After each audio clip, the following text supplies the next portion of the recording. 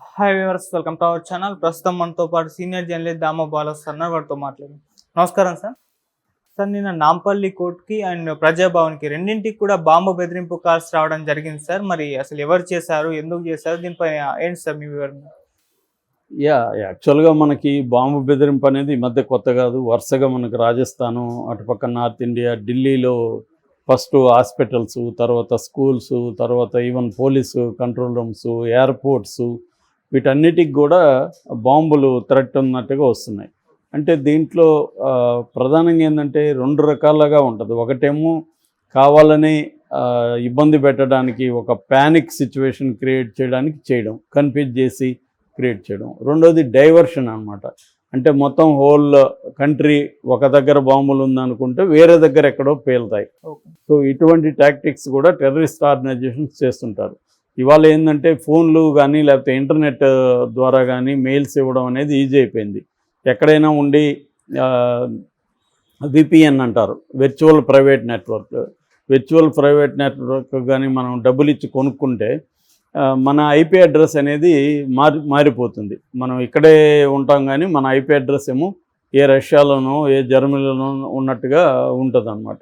అవి కొన్ని సాఫ్ట్వేర్లు, కొన్ని విపిఎన్లు ఫ్రీగా కూడా ఇస్తారు కొంతవరకు, కొంత డేటా వరకు. అలా మనం మోసం చేయొచ్చు. అట్లాగే డార్క్ వెబ్స్ ఉన్నాయి. డార్క్ వెబ్ కూడా బయటికి దాన్ని ట్రేస్ చేయడం కష్టమవుతుంది.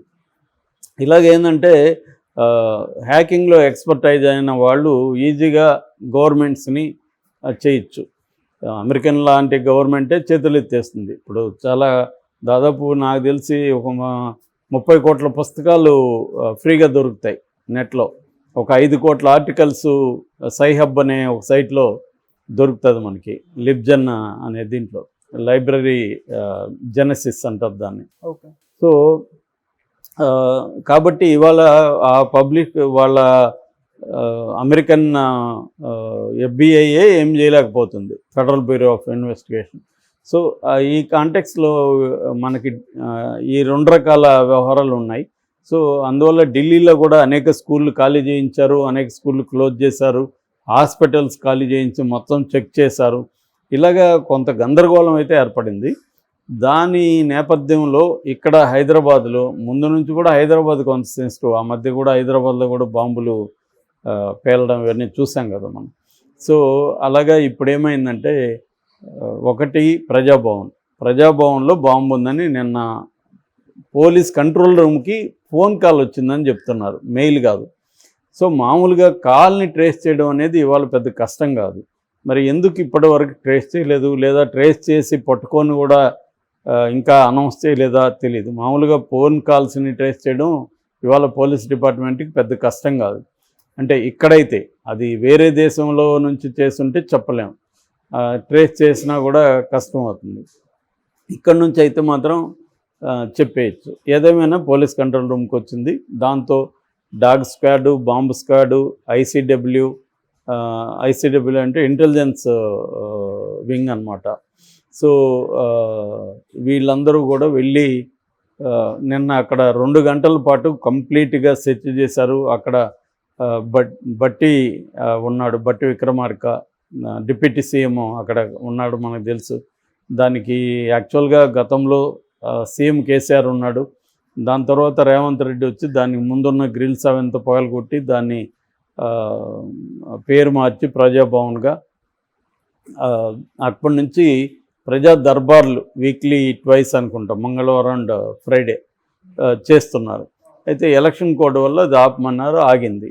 సో ఇప్పుడు ఈ నేపథ్యంలో అక్కడ బాంబు ఇది అనేది ఫేక్ కాల్ అనేది అయితే అర్థమైపోయింది. అక్కడెక్కడ బాంబు లేదు. మొత్తం బాత్రూముల దగ్గర నుంచి జిమ్ము, బాత్రూము, అక్కడ గుడి ఉంటే గుడి, మొత్తం క్షుణ్ణంగా 2 గంటల పాటు ఈ 2-3 పోలీస్ ఏజెన్సీలు, డాగ్ స్క్వాడ్లు, బాంబ్ స్క్వాడ్లు వీళ్ళందరూ వెళ్ళి చేశారు నిన్న. అయితే ఫైనల్గా అక్కడ ఏమి లేదని తెలిసింది. అయితే ఇదే కాంటెక్స్ట్లో నాంపల్లి కోర్టు కాంప్లెక్స్లో కూడా బాంబు ఉందని ఇంకొక కాల్ వచ్చింది. కోర్టును పేల్చేస్తున్నామని కూడా అన్నారు. దాంతో నాంపల్లికి మళ్ళీ పరిగెత్తారు. మళ్ళీ ఇదే టీంలు వెళ్ళారు. అక్కడ కోర్టు కాంప్లెక్స్ని మొత్తం ఖాళీ చేయించి అక్కడ వీళ్ళ అధీనంలోకి తీసుకొని దాదాపు అక్కడ కూడా ఒక 2-3 అవర్స్ కంప్లీట్గా నిన్న చేశారు. సో అంటే పబ్లిక్ ప్లేసుల్ని ఎంచుకుంటారు జనరల్గా ఇలాంటివి, పబ్లిక్ ఎక్కువ వస్తున్న దీంట్లో. సో నష్టం కూడా ఎక్కువ ఉంటుంది కదా, కోర్టు కాంప్లెక్స్ అంటే విపరీతంగా జనం ఉంటారు. అట్లాగే ఇక్కడ కూడా ఇప్పుడంటే వెళ్ళట్లేదు, కానీ మామూలుగా ఎవ్రీ ట్యూస్డే అండ్ ఫ్రైడే ఇక్కడ కూడా వేలాది మంది ప్రజా దర్బార్కి వస్తారు. సో ఈ కాంటెక్స్లో అది కూడా అక్కడ కూడా నాంపల్లి కోర్టులో కూడా ఎక్కడ ఏమీ కనిపించలేదు. అయితే ఎందుకు ఇది ఎవరు చేశారు, ఒకటి ఎందుకు చేశారు, ఈ 2 ప్రశ్నకి ఆన్సరు పోలీసులు ఇప్పటివరకు అయితే చెప్పలేదు. అంటే కాల్ని ట్రేస్ చేశారా లేదా, ట్రేస్ చేయలేకపోతే ఎందుకు చేయలేదు, దీన్ని ఫాలోఅప్ అయితే ఏం కనబడలేదు. మరి ఈ రోజు రేపు ఇంకెక్కడైనా బాంబు ఉందని వస్తుందా, లేకపోతే ఈ డైవర్ట్ చేసి ఇంకెక్కడైనా పేలుతుందా అనే ఒక ప్యానిక్ సిచ్యువేషన్ అయితే హైదరాబాద్లో ఉంది దీనివల్ల. ఎందుకంటే ఇప్పుడు కోర్టుకు పోవడానికి భయపడే అవకాశాలు ఉన్నాయి బాంబు ఉందని. అట్లాగే పబ్లిక్ ప్లేసులకి ఎక్కడికైనా పోవాలన్నా కూడా భయం అవుతుంది.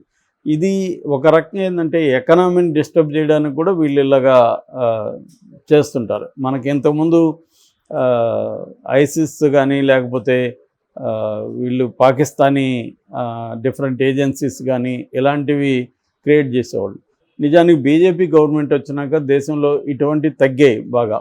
ఎందుకంటే వాళ్ళు అదే పనిగా ఈ వీళ్ళ మీద నిఘా పెట్టి టెర్రరిస్టుల మీద ఏరువేత పెట్టడం, ఎన్ఐఏ సపరేట్గా ఒక డిపార్ట్మెంట్ని ఫ్లోట్ చేసి అదే పనిగా వాళ్ళు చేస్తున్నారు నిరంతరం. అంటే ముందుగానే ప్రివెంట్ చేస్తున్నారు, ఒక జరగకముందే వాళ్ళు ప్రివెంట్ చేయడం అనేది చేస్తున్నారు. అట్లాగే ఇంటర్నల్ సెక్యూరిటీకి సంబంధించి మావోయిస్టుల మీద కూడా వాళ్ళు తీవ్రమైన నిర్బంధాన్ని ప్రయోగించారు. గత 2 నెలల్లోనూ దాదాపు 150 మంది మావోయిస్టులని ఎన్కౌంటర్లో చంపేశారు. అవి నిజమైన ఎన్కౌంటర్లా ఫేక్ ఎన్కౌంటర్లని పక్కన పెడితే మొత్తంగా చాలామంది ఇంపార్టెంట్ మావోయిస్ట్ లీడర్స్ని చంపేశారు. సో ఆ రకంగా బీజేపీ ఒక ఇంటర్నల్ సెక్యూరిటీకి అట్మోస్ట్ ఇంపార్టెన్స్ ఇస్తుంది. ఒక పక్క టెర్రరిజంని కానీ ఒక మావోయిస్టులను కానీ పెద్ద ఎత్తున కంటైన్ చేస్తుంది. అంటే వాళ్ళని పెద్ద ఎత్తున బయటికి రానివ్వకుండా, వాళ్ళు ఇప్పుడు ఆత్మరక్షణే ప్రధానం అయిపోతుంది కదా. ఎప్పుడైతే నిర్బంధం ఎక్కువ అవుతుందో వాళ్ళు బతకడమే ఇంపార్టెంట్ అవుతుంది, బతకడమే విప్లవం చేయడం అన్న కాన్సెప్ట్లోకి వెళ్ళిపోతారు. ఇంకా వాళ్ళు వేరేవి చేయలేరు.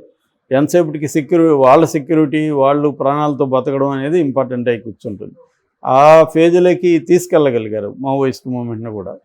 సో ఆ రకంగా మనకి మామూలుగా అయితే తగ్గింది. ఈ మధ్య మరి ఎలక్షన్ టైంలో ఇట్లాంటివి ఎందుకు చేస్తున్నారు, ఎవరు చేస్తున్నారు, ఇది పొలిటికల్ పార్టీలు డైవర్షన్ చేస్తున్నాయా? ఒక్కోసారి బీజేపీ కూడా ఎలక్షన్ టైంలో ఇలాంటివి చేస్తుందనే విమర్శలు ఉంది. అంటే డైవర్ట్ చేయడానికి దేశ భద్రత ముఖ్యం, అందుకని మళ్ళీ బీజేపీ అధికారంలో రాకపోతే దేశ భద్రతకి ముప్పు ఉంటుంది అన్న ఒక నెరేటివ్ను కూడా బీజేపీ తీసుకెళ్తుంది.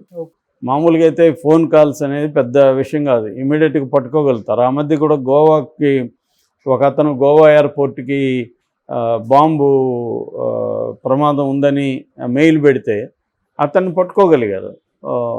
అతను ఎందుకు చెప్పాడంటే అదొక విచిత్రం. వాళ్ళ గర్ల్ ఫ్రెండ్ గోవాకి వెళ్దామని ఇతన్ని చేసింది. వీడు సరే గర్ల్ ఫ్రెండ్ కోసం గోవాకి వెళ్తాను అన్నాడు, కానీ వీడి దగ్గర డబ్బులు లేవు. సో డబ్బులు లేవని చెప్తే గర్ల్ ఫ్రెండ్ వెళ్ళిపోతుంది, అందుకని ఈ పని చేశానని అతను కన్ఫెస్ అయ్యాడు తర్వాత. సో ఇలాగా పట్టుకోవడం అనేది పెద్ద విషయం కాదు. మరి ఎందుకు పోలీసులు ట్రేస్ చేయలేకపోతున్నారు?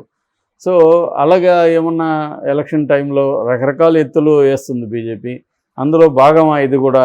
ఊరికనే నేషనల్ థ్రెట్ క్రియేట్ చేసి బీజేపీ చూడు ఎలక్షన్ టైంలో బీజేపీకి తగ్గుతాయనేసరికి ఒక్కసారిగా వాళ్ళు విజృంభిస్తున్నారు కాబట్టి బీజేపీని ఎన్నుకోండి అన్న ఒక నెరేటివ్ తీసుకెళ్ళడానికి ఇలాంటివి ఏమన్నా వస్తున్నాయా అన్న డౌట్స్ కూడా ఉన్నాయి. ఏదేమైనా పోలీసులు అయితే దీన్ని ఛేదించి అతని కాల్ని చేజ్ చేసి పట్టుకోవాల్సిన అవసరం అయితే ఉంది. Okay sir, thank you so much sir.